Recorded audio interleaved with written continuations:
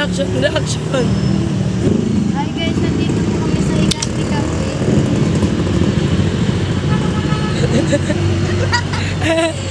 Bakit ka nandito? Okay. Dito po kami madalas bumibili ng fried noodles kasi po mura at masarap yung madami po sila. Marami mo sila menu nila, pika-pika o de breakfast.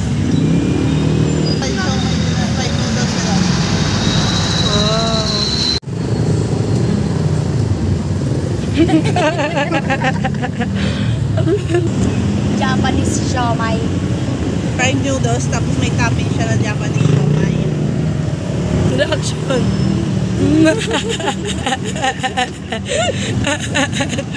Guys,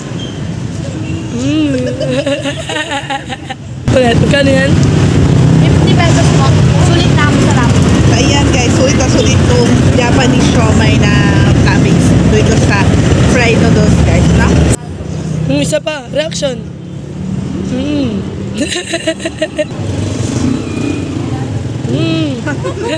Pero biro guys, masarap pa rin. Binabalik-balikan namin. Babay ka na. Bye guys. Come back.